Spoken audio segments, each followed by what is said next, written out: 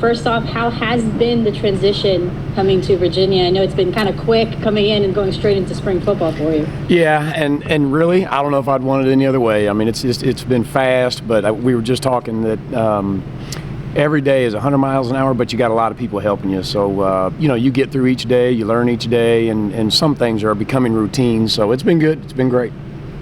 Can you talk a little bit about the process of how it worked? Because I know there was history with you already with Tony before coming. Yeah, there is, and that's really just a long-standing friendship. And certainly anytime you're in the profession, you're always talking a few times a year that you run into each other.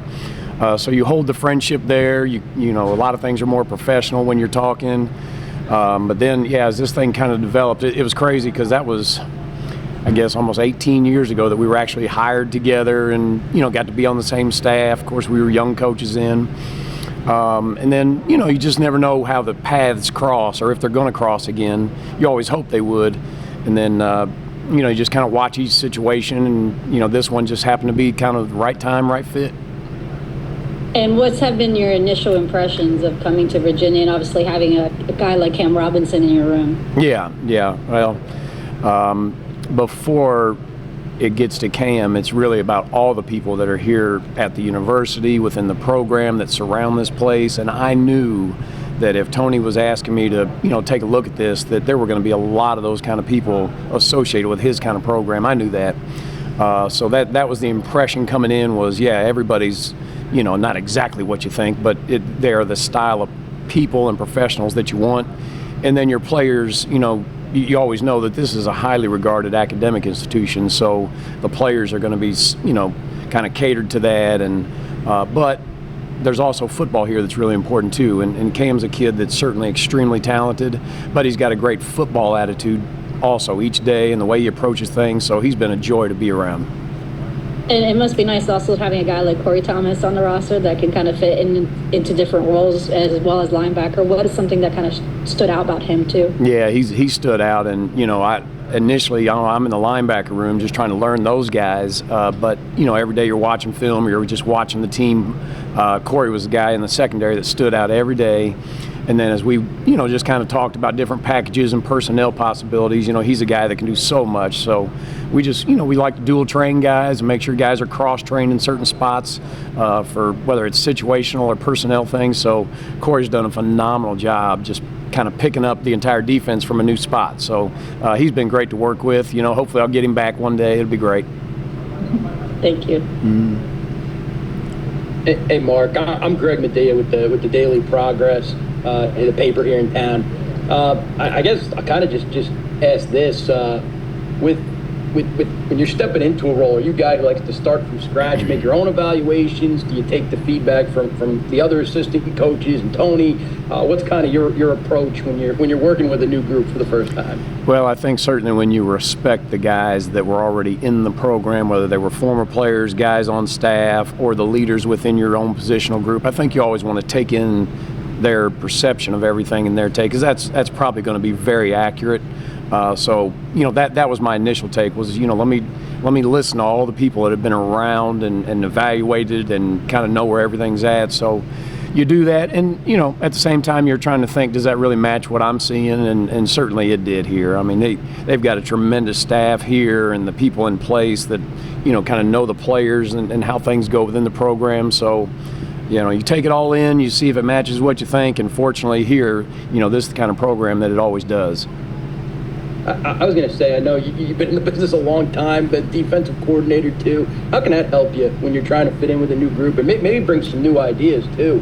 How does that help? Yeah, and I don't know if it's so much the coordinator aspect. It's more just the ability that you've had maybe to, at least for myself, work in different positions and have to kind of see things and develop things from a holistic perspective, so that when you're coming into a program and you're trying to make sense of everything you're doing schematically or the language, you can always associate it to something you've done and something you're familiar with. And I'm having to do that every day right now until I can kind of take a break, but it's been great. I mean, we're so in tune, from a staff standpoint as far as what we're trying to do on the field and off the field that it's just it's a process of putting it all together. So maybe that helps being a coordinator, but it's more the ability to just see things from a holistic standpoint and put it together. Gotcha. I know you knew Tony, but did you know the defensive guys too at all? I know Rudd and Perone come from a kind of different background. Yeah. What's kind of your familiarity level with the rest of the defensive staff? Yeah, well, you knew each of them in a little bit different way. So certainly I personally knew Kevin Downing. He was a guy that I've known personally and had some friends that are close with him. Didn't know Coach Rudd or Carone personally, but knew some people that knew them or had been around them. And then certainly Chris Slade, he was a guy that, as a football guy growing up, you kind of know that name. So you at least have some familiarity, but, they're all individuals, and until you get to know them, they're just, something what somebody might have said about them. You want to make sure that matches the way you take them, and it's been great. I mean, we got a great staff. Gotcha. And then just in terms of some other guys on the roster, Stevie Bracey, Trey McDonald, what's kind of your initial impressions of those guys? They played some, not a ton, but played some. Well, and they've got to be prepared to do that again. Those guys are working hard. They've got good attitudes. It's always tough in the spring. You never know what all a guy's got going on outside of football, which can affect him. Some guys got more classes. Some guys got extracurricular activities they're involved in. So being able to just collectively bring them all together and get them on the same path, I'm still trying to do that. You're still trying to want to make sure everybody in the group's on the same path. But you mentioned those two, but there'll be some other guys that got to be prepared to kind of do some other things too. So I like where they're at, but we got a ton of work to do.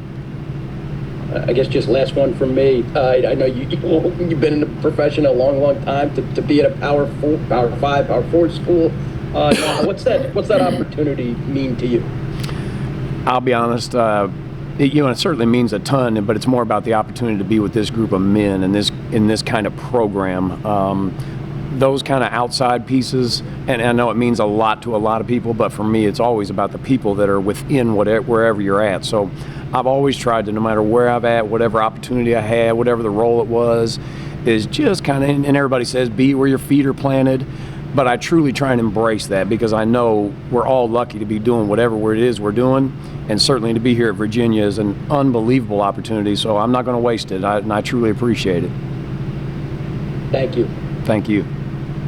Yeah, hey Mike, I'm Ann Parker. I'm from CBS 19. Hey Ann. I guess going off of that question, I saw you did a lot of stuff with NFL internships and everything. Obviously, Elliott wants us to be the model program, so what are maybe some of these off-field aspects that you bring to the table? Yeah, I think, in just knowing Tony, I think the number one thing he probably brings into this program is high-quality individuals. Whether you're male, female, whatever it is, I think your character has to stand out above your actual ability to do things. I hope that was his approach in talking with me, but on top of that, I think you also want to bring in people that have had a lot of different experiences that they can maybe add to your program, or at least fit into the core values of your program. I've been lucky. You mentioned some of the things that I've been able to do, but it's really all about when I was under certain head coaches or within certain programs, I was able to use my time in the off seasons over the years to just go experience other places and sit in meetings and just watch things. So you'd like to think that, as you kind of go through this thing and you're always trying to enhance where you're at, that maybe I can add something here and there that I've seen or done. So that's probably the best thing that maybe I bring. Yeah, and of course you said you like jumping in and going 100 miles per hour, but yeah. Maybe what are some of the difficulties of coming in and jumping right into spring ball? Yeah, well, the number one thing is always, and this is more of a true football schematic thing, but it's always the language, just picking up all the pieces of the language that goes into every call and every check and every adjustment. And so once you can get a handle on some of the language, you can start to relate all the concepts to the players and make sure you can actually communicate well with them. And then it's figuring out the routine of the day, making sure you know what's next and you've got everything prepared for the next meeting and what's coming up the next day. And so I'm in a much better place than I was day two. So, it's some things are becoming routine, but that's the fun of it too. It's a challenge. You're always uncomfortable for about a week or two or maybe a month, whatever it is. But once you settle in, you appreciate those times you go through, which is kind of for me right now. And Cam said that you kind of remind him a little bit of Coach Rudd, just in terms of like energy and maybe some intensity there too. What has that relationship been like as you've gotten to know him? Yeah, and it's not just with Cam, but and I think it's always about the way you treat these guys. These are young men that want to do right. They do. They're going to make mistakes. They're not going to always perform at the level you need them to that day. But I think as long as they always know that you have their best interest at hand, that you're really trying to get them to maximize their ability, then eventually, even if you're tough on them, and today we had to be tough on a few guys for things that were kind of more off the field related, but it all relates. You know, whatever you're doing off the field is going to show in the way you take the field and the way you perform on the field. So not just with Cam, but with all those guys, I think once they believe that you're really on their side, you can dig into them a little bit because they know you're going to pick them right back up.